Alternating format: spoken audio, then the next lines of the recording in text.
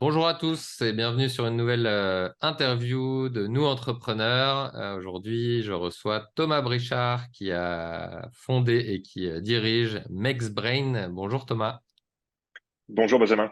bienvenue. Est-ce que très simplement, tu peux nous dire comment tu es arrivé à fonder et à diriger aujourd'hui MexBrain? Quel est ton parcours d'entrepreneur? Oui, bien sûr. J'ai commencé par faire une thèse de chimie inorganique à l'université de Lyon, que j'ai fini en fin 2014. Du coup, j'ai commencé par suivre la voie académique d'aller faire un postdoc à l'étranger. Euh, et du coup, je suis parti pendant 2 ans à Oslo pour travailler sur les traceurs pour les champs pétroliers, donc assez loin du domaine dans lequel je travaille aujourd'hui. Ok. Euh, et au bout de 2 ans, j'avais l'envie de revenir en France pour des raisons personnelles déjà. Et du coup, je suis revenu dans une première startup qui s'appelle Gelings, qui travaille sur de l'anti-contrefaçon et qui s'est créée en partie sur mes travaux de thèse. Et du coup, j'ai découvert, parce que c'était la première fois, le monde de l'entrepreneuriat privé, Ok. loin des universités, enfin, loin et proche à la fois, parce que c'était une startup universitaire, mais avec toutes les contraintes que le privé peut avoir. Et j'ai découvert la vie dans une petite équipe startup. Et quelques temps après, mon ancien directeur de thèse est venu me voir et m'a dit, bah voilà, j'ai une super idée, je pense qu'on peut retirer les métaux du corps humain, on va créer une boîte, est-ce que tu viens avec nous dans l'aventure? Et du coup, j'ai dit, bah oui, si je peux aider au début, pas de souci. Je suis assez à l'aise avec l'administratif, pas de problème, je viens. Et puis, bah, je suis toujours là. Ça, c'était fin 2017. On a commencé par lever un peu de love money et puis fin 2018, on a recruté nos premiers employés et puis voilà, on est bientôt fin 2023, on a relevé encore un peu d'argent et on arrive dans essai clinique là, donc on a bien avancé. Très bien. Donc pour ceux qui connaissent pas forcément hyper bien le secteur, si j'applique des ratios classiques, si vous avez 10 employés, ça veut dire quoi? Vous faites entre 500 000 et 3 millions d'euros de chiffre d'affaires, c'est ça? Pas très loin, on fait 0 € de chiffre d'affaires aujourd'hui. Bon, tu On fait m'avais prévenu zéro, avant. on fait 0 € de chiffre d'affaires et depuis notre création, à peu de choses près, et on prévoit de faire 0 € de chiffre d'affaires encore pendant quelques années. Donc du coup, on est dans la medtech. On fait du développement clinique. Ouais. C'est long. Ça prend énormément de temps déjà de développer en interne les solutions, puis après d'obtenir les autorisations pour avoir des essais cliniques, de réaliser les essais cliniques. Il y a encore d'autres autorisations à obtenir derrière, notamment pour nous, c'est le marquage CE. Ok. Ça peut prendre 1 an d'obtenir un marquage CE sur un produit une fois les essais cliniques réalisés. Et après seulement, on va arriver sur le marché. Euh, et quand on arrive sur le marché, il faut demander un prix de remboursement à la Sécu, etc., etc. Aller faire ça dans tous les pays de l'Union européenne, aller faire pareil aux États-Unis. Donc c'est long, ça nécessite beaucoup de temps, beaucoup d'argent, beaucoup de compétences. Et du coup, notre modèle de financement, c'est pas de générer du chiffre d'affaires, c'est de faire des levées de fonds. Ok. Et donc, nous, en tant que petite startup, on a commencé avec de la love money. Donc, c'est des amis, la famille, des anciens collègues qui ont chacun mis un peu de leurs économies dans le projet.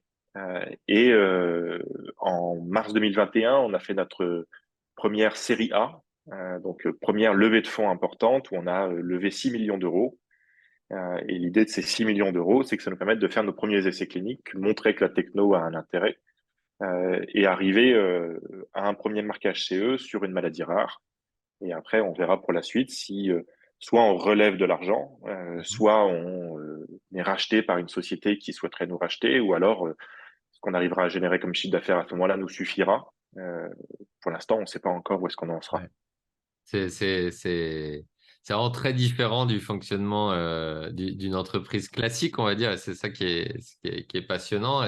Est-ce que ça veut dire qu'aujourd'hui, vous fonctionnez comme si vous étiez que dans la recherche et quelque part le côté business est pas le sujet, ou comment est-ce que vous arrivez à prendre, à prendre ce sujet-là, voilà, comme c'est très différent d'un modèle classique? Alors, le côté recherche, c'est la base de ce qu'on fait et c'est ce qui nous permettra un jour de vendre. Donc, c'est forcément le principal. Ouais, La quasi-totalité de l'équipe bosse uniquement sur de la recherche, que ce soit de la recherche clinique ou de la préclinique, de la production, ce genre de choses.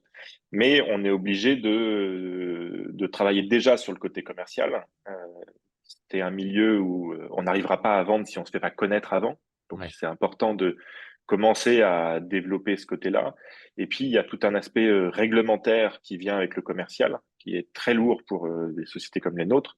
Et du coup, on est obligé de commencer à travailler dessus dès maintenant. Et ok, nous, notre côté commercial, aujourd'hui, il est moins dans la vente d'un produit que dans la vente de la société en elle-même, ouais. en tant qu'idée, en se disant, bah voilà, si demain on veut relever des fonds pour aller plus loin dans notre développement, ce qu'il faut, c'est qu'on doit vendre, nous, non pas le produit, mais ce que sera le produit dans quelques Ouais. années. Donc le potentiel, l'avancement, le fait que certaines barrières ou certains risques ou certaines inconnues aient été levées, ce qui fait que le porteur suivant, l'entreprise potentiellement qui intègre, au final a réduit son risque et du coup, C'est exactement ça. On vend on vend en quelque sorte une balance bénéfice-risque. ouais, Au début, il y a énormément de risques. Les bénéfices potentiels sont énormes, mais il y a énormément de risques. Donc, du coup, on vend des parts de la société qui sont associées à ça. Et puis, au fur et à mesure qu'on avance, en général, on réduit les risques au fur et à mesure. Mais avec le développement vient aussi une part de risque supplémentaire qui est que les développements coûtent de plus en plus cher. ouais. C'est On est parfois à l'opposé de certaines industries où, dans certaines industries, le risque est très fort au départ et puis au fur et à mesure qu'on avance, on diminue le risque. Dans la medtech et la pharma, les premiers essais coûtent pas forcément énormément Au d'argent et puis on début, peut c'est avoir des beaucoup de premières temps et puis réponses. l'utilisation, peut-être la collaboration avec le Il y a du secteur temps, il y a public, un peu l'université, il y a etc. quand même de l'argent, voilà, parce que il faut faire des essais précliniques sur des animaux, et puis après, on passe à des essais surhumains, ça coûte du temps et de l'argent. Mais le plus long, c'est les essais, les derniers essais qu'on va faire, où on va devoir revoir des populations de patients qui sont plus grandes, et du coup, les investissements sont aussi beaucoup Ouais, plus lourds. ouais, ouais. Et c'est là que tout peut tomber. Alors, on a déjà dérisqué quand même une grande partie, hein. On sait qu'a priori, ça fonctionne. La Ouais. question, c'est est-ce que ça fonctionne suffisamment bien, suffisamment peu d'effets secondaires, etc., etc. Ok. Bon, on n'en a pas parlé encore. Est-ce que tu peux nous dire c'est quoi en fait votre produit et votre offre, à quoi ça sert et pour qui?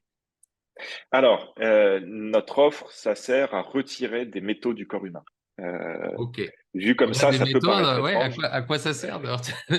Alors, on a C'est pas beaucoup une de métaux dans aiguille, le corps humain. j'imagine. C'est pas si on s'est planté un clou Non, ou non, non. quelque Alors chose comme voilà, ça. on retire pas du tout un objet métallique, on va retirer des ions métalliques. Ok. Dans le corps, on a des ions métalliques qui servent au corps humain, qui sont absolument essentiels. Le plus connu, c'est le fer. Euh, Ouais. et on sait que le fer sert notamment au transport de l'oxygène dans le sang. Euh, et on connaît presque tous une maladie qui s'appelle l'anémie où on n'a pas assez de fer. Ok. Ça, Ouais. c'est quelque chose qui est connu, il n'y a pas de souci. Il y a aussi quelque chose où il y a des pathologies où on peut avoir trop de fer. Ça s'appelle les hémochromatoses notamment. Alors, il y a des hémochromatoses qui sont primaires, génétiques. Alors, les gens vont accumuler du fer au fur et à mesure de leur vie et on va devoir leur retirer. Ça, c'est en général assez simple. Et puis, il y a d'autres pathologies où on va avoir trop de fer. Ça peut être un moment assez court. C'est pas le problème. Le problème, c'est dans quelle configuration va être le fer au moment où il va être relargué. Un exemple qui est facile à appréhender, c'est la chirurgie cardiaque. Mhm. Quand on fait une chirurgie cardiaque, on va remplacer en quelque sorte le cœur et les poumons par une machine pendant la durée de la chirurgie pour permettre de travailler sur le cœur. Ouais. Et cette machine, elle tourne, je crois, entre 4 et 6 litres minutes. Et du coup, ça va créer de l'hémolyse. Il y a les globules rouges, certains globules rouges vont éclater et on va avoir du fer qui va être relargué Ok. par ces globules rouges. Ce fer qui est relargué, on l'appelle fer libre. Alors, il n'est pas vraiment libre, mais il n'est pas dans la configuration dans laquelle il devrait être. Et ce fer-là, il va être très toxique pour le corps humain. Euh, il va agir comme un catalyseur de ce qu'on appelle des radicaux libres. Il va catalyser la réaction de Fenton. Et du coup, il va créer des radicaux libres, ça va créer du stress oxydant. Et ça, le stress oxydant, c'est quelque chose qui est très dommageable pour nos organes. Ok. Ce qui fait que chez les patients qui font une chirurgie cardiaque, on va en avoir à peu près 30% qui vont avoir un problème rénal derrière. Et en fait, ce problème Ah oui. rénal, aujourd'hui, on pense que, il est dû euh, à tout ce fer qui est relargué, qui va créer du stress oxydant et les reins qui filtrent le sang en permanence, bah, ils vont être endommagés Ouais. par ce stress oxydant. Et alors, il y a toute une proportion de patients chez qui ça va aller, on va rester 1 ou 2 jours de plus en soins intensifs, on va en sortir sans séquelles. Il y a d'autres patients qui auront une fonction rénale qui va être dégradée tout le Ouais. restant de leur jour. Il y a des gens qui vont devoir être sous dialyse toute leur vie à la suite d'une chirurgie cardiaque parce que leurs reins auront été trop endommagés par la chirurgie. Ok. Nous, du coup, la solution qu'on propose, c'est de faire une sorte de dialyse. On va utiliser un appareil de dialyse et on va mettre notre produit de l'autre côté de la membrane par rapport au sang. Et ce produit, il va venir, entre guillemets, aspirer le fer libre qui va Ok. être largué pendant la chirurgie. L'idée, du coup, c'est de dire, il y a un moment court pendant lequel il va y avoir du fer qui va être largué. On va le capter à ce moment-là et on va éviter qu'il aille causer des dommages au reste des organes. Et Ok. donc, du coup, notre cible, c'est tous les services de soins intensifs, parce que j'ai cité la chirurgie cardiaque, c'est une des situations pendant lesquelles Ouais. on peut avoir D'accord. du fer libre qui est relargué, mais il y en a beaucoup d'autres. Et du coup, c'est de dire, ben voilà, on peut faire un type de dialyse un peu particulier avec notre technologie, qui permet d'aller cibler des métaux. Alors, ça cible le fer et le cuivre, qui sont les principaux métaux problématiques dans ce genre de situation. Et on va venir les retirer. Et en les retirant, on va préserver les organes du patient et éviter qu'il passe trop de temps en soins intensifs ou Ouais. alors qu'il finisse sa vie sous dialyse. Ok. D'accord. Et donc, les clients, ça sera le service public ou les cliniques privées C'est tous les hôpitaux, alors que ce Ok. soit en France ou à l'étranger, il y a des fonctionnements différents suivant les pays, mais on vise les hôpitaux directement. Ok. Et donc, même, C'est enfin, pas si quelque on chose qu'on parle, ira chercher en pharmacie. ouais, si on a j'ai bien compris, je pense, le bénéfice pour les patients. Et en même temps, du coup, il y a aussi, j'imagine, bah, tous ces, même 2, 3 jours de plus en soins intensifs, tous les risques, les dialyses, etc. C'est aussi des coûts qui sont très importants. Et j'imagine que Alors du coup, c'est il y a exactement ça. un business, C'est quoi. Enfin, il y a un retour sur le investissement pour la communauté, pour le tout à système de fait. santé, quoi. Une journée passée en soins intensifs, ça coûte très cher à la communauté. Il me semble que les chiffres qui avaient été donnés pendant le Covid, c'est que c'était en moyenne 3 800 € par jour et par patient en soins intensifs. Donc c'est des coûts. Et un patient sous dialyse, ça coûte aussi très cher parce qu'il faut le traiter 3 fois par semaine toute sa vie. Donc ça va être des coûts importants pour la communauté. Et du coup, l'idée n'est pas de traiter tout le monde, c'est de traiter les personnes qui sont à risque, parce qu'il y a des facteurs de risque qu'on a identifiés, qui permettent de savoir sur quel patient ça serait le plus intéressant, et de se dire, ben voilà, il y a des patients qui sont très à risque de faire ce qu'on appelle une insuffisance rénale aiguë. Et du coup, on va leur mettre notre technologie, on va diminuer le nombre de patients qui vont avoir une insuffisance rénale aiguë. Du coup, on va diminuer les coûts pour la collectivité, quand bien même nous, on pourra facturer le traitement. Ok, très bien.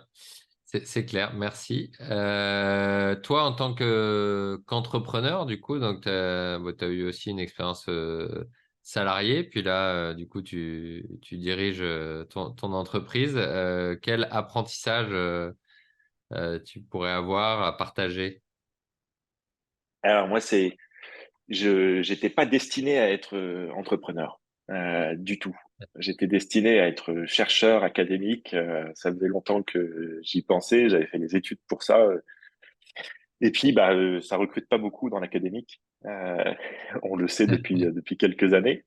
Et puis, je suis tombé dans la startup, du coup, pas par erreur, mais un peu par hasard, on va dire. Et du coup, j'ai eu tout à apprendre.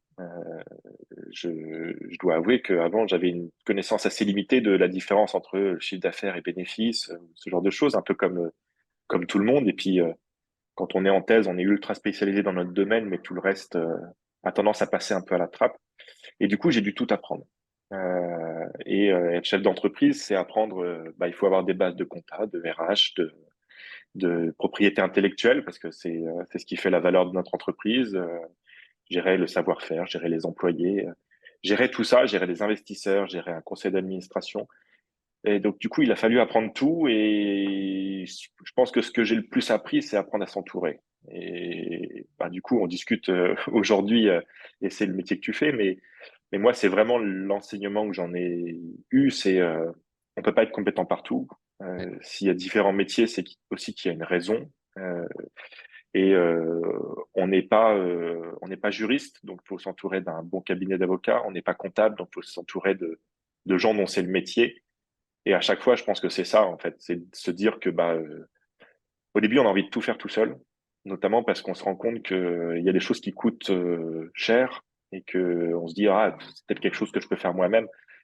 Pour moi, l'enseignement, c'est que non, il vaut mieux pas faire tout soi-même, il faut se faire accompagner et c'est beaucoup mieux. Ok, super. Effectivement, ouais, c'est intéressant. Il y a le côté se faire entourer. En même temps, bah, comme il y a tous ces métiers-là, ne serait-ce que choisir un cabinet d'avocat, c'est déjà un métier ou une fonction en soi. Et rien que pour ça, il faut déjà avoir un petit vernis qui permet de C'est savoir ça. à qui s'adresser, etc. Mais sans avoir l'ambition forcément de faire le métier Ouais, puis après, à la place. c'est pas parce que on se fait aider qu'on fait plus rien. Ouais. C'est faux de penser que chef d'entreprise, il choisit son avocat, son comptable, et puis après, il se tourne les pouces derrière son bureau. Il y Ceux a qui tout le nous temps. écoutent savent. Voilà. Mais du coup, l'avocat, il peut pas tout faire. Il a besoin de nous pour savoir ce qu'il doit faire déjà. Donc c'est hyper important et je pense que c'est ça notre rôle. C'est un rôle de chef d'orchestre. Hein, c'est de mener un peu tous ces gens qui nous guident, qui nous aident, prendre les avis à droite, à gauche, parfois plusieurs avis et puis trancher des décisions. C'est ça, prendre des décisions, ouais. Ok, génial. Est-ce que c'est un format un peu court, donc on pourrait durer encore longtemps, mais est-ce que tu as soit une question que je ne t'ai pas posée à laquelle tu voudrais répondre ou un appel à l'action, un message à passer? Ah, un message à passer. Alors, ça va être un message, je ne suis pas sûr qu'il y ait beaucoup de public qui nous entende. On vient de lancer notre premier essai clinique en France et en Espagne sur une maladie qui est une maladie rare, qui s'appelle la maladie de Wilson. On cherche des patients.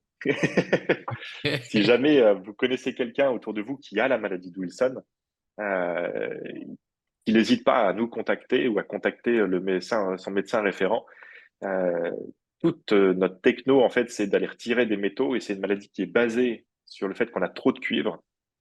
Donc, pour nous, c'est le message qu'on fait passer en ce moment, c'est on recrute des patients, euh, on paye tous les frais, il n'y a aucun souci, et on peut vraiment aider les patients atteints de la maladie de Wilson à aller mieux. C'est hyper important. Ok, eh ben, écoute, on va passer ça sur les réseaux sociaux et puis mais si on recrute une personne et qu'on peut aider grâce Ça à sera ça déjà 1000 extraordinaire. personnes, ça sera top. Génial. Merci beaucoup Thomas d'avoir Merci répondu à mes Benjamin, questions et d'avoir partagé ton expérience d'entrepreneur. À bientôt. avec plaisir, merci.